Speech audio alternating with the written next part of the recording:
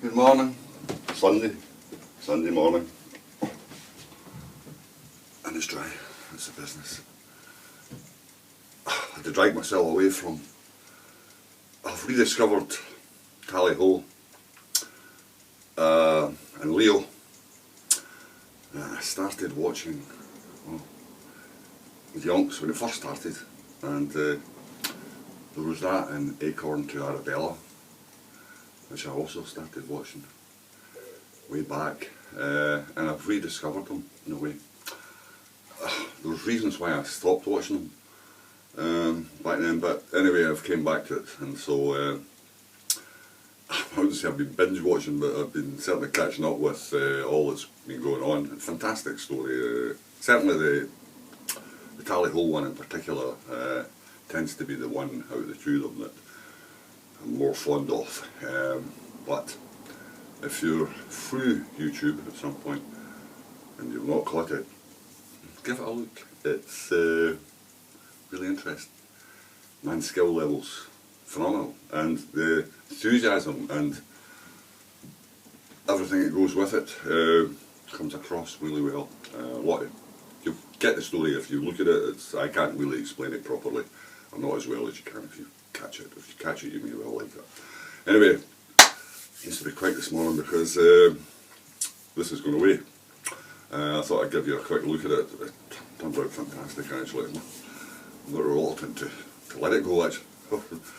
Keep it and put it in front of my workshop, but yes, it's turned out extremely well. There's been a fair bit of work on it, mind you. I'll let you see it.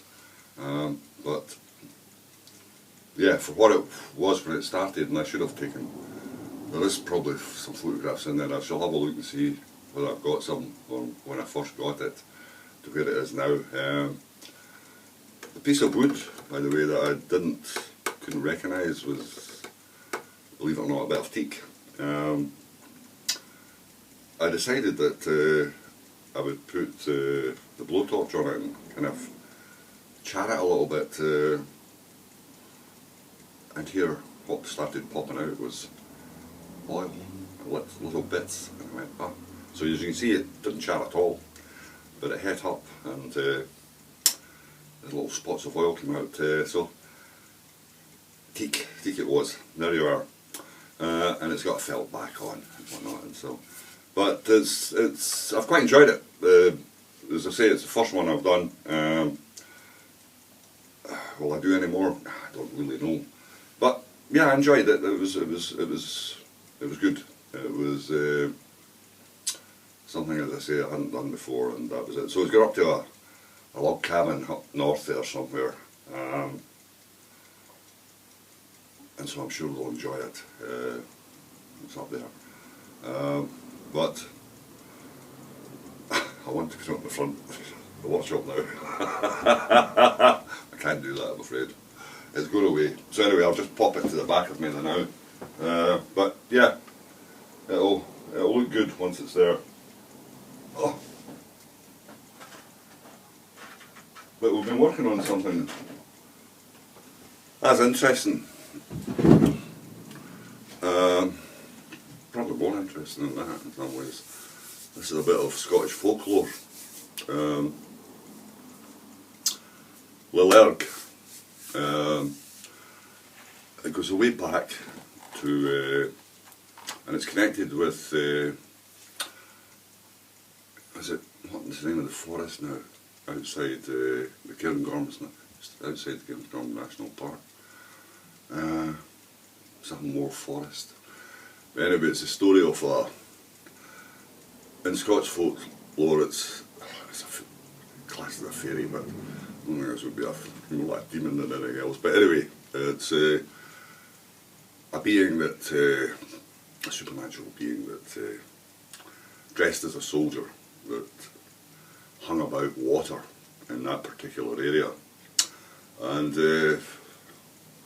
challenged people, passers-by to fight and the likes of. And anybody that fought the Ly Erg would die, would not, and that would be the end of them as such, like, you know. Anyway, the story is that I've got the hand of Ly Erg. It was red.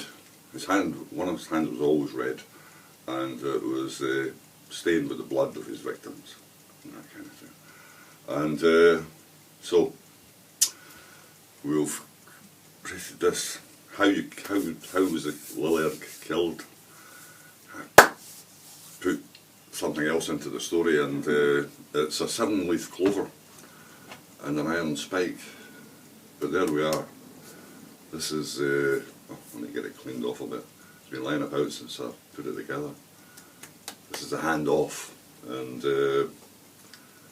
yes, an iron spike and a 7-leaf clover. The spike, there's a story too, being part of the elemental thing, but I'll not go into it all as such, like, you know, because does it sounds kind of iffy altogether, but you could certainly look it up. It's a well-known story of, but I've now got the hand off, and so it's been mounted up on a piece of oak, I think it is. I've charred it off a bit, and a bit of lacquer to go on, and lots of suds. So, but I've quite enjoyed that. It was quite good. It's a resin hand, or fist anyway as such, you know. And so there you are. 7-leaf clover, 4-leaf clover, lucky. 7, not really sure, like, you know. It's got to be lucky. 7's got to be lucky. That's it, like, you know. So that's really. I'm doing a few sticks, bits and bobs. Still dodging away with them, like, you know. But the chap's coming to get it this morning, so I better make a quick video and get dresses and all, like, you know. But as I said earlier there, I've been busy watching Leo Calico and rediscovering why I enjoyed it so much in the first place.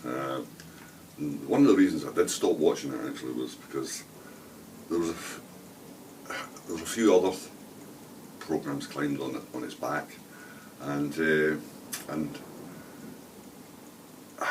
got kind of chased by it a little bit in some ways, like, you know. But still, in all, the work's fantastic, and watching. And he's now got a full-time shipwright, Pete, Pete is a shipwright in terms of ads work. Using off, he's definitely the guy, right? That's for sure. But it's one of these things I fell back into and enjoyed and whatnot and that. So I think that's about it. I happened to be on Instagram there yesterday, and I hadn't been on for years actually, or a couple of years maybe, or something like that. Long time anyway. And I was on it right from the very start, and putting stuff up and all the rest. It was just one of these things to do. And to find that there were photographs of me on, and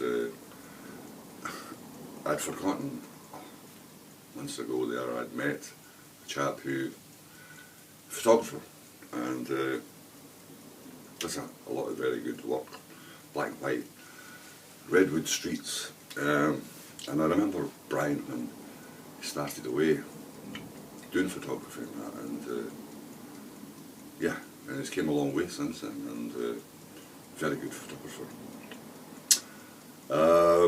But anyway, I hadn't met him there a while back there. He took some photographs of me that day, and I've got to put them up on Instagram, and I was kind of shocked when I looked at them. It's like Robbie Burns, the gift to give us to see ourselves as others see us.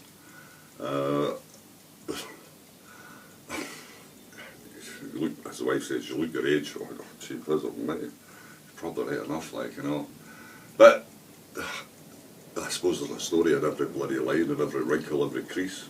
And the chap I used to say, worked beside it one time, used to say to me, Jimmy, says, you get any more lines on your forehead, you'll be able to screw your bonnet on.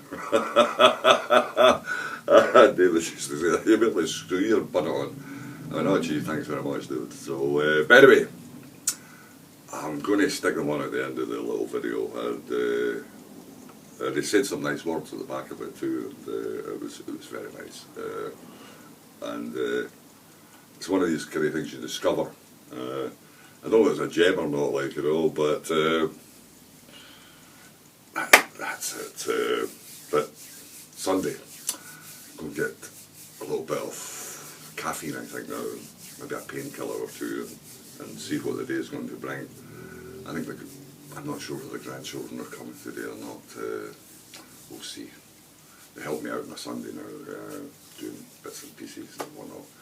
Then I get down to things that I can't get down to in terms of the garden and that. So, and they have been great help. And a quick mention to Jay, my oldest grandson, one of my oldest grandsons, who got me a new fluorescent tube for my, I was shy of one I'd bring without, so he done that, sorted that out for me, and so that was another thing done. Anyway, I'm going to leave it because I forgot to say at the time, I'm not really sure, but I don't think so. But I think probably time's getting on. But hope you enjoyed it. Anyway, I hope the day's good to enjoy. We'll catch you again. Cheers.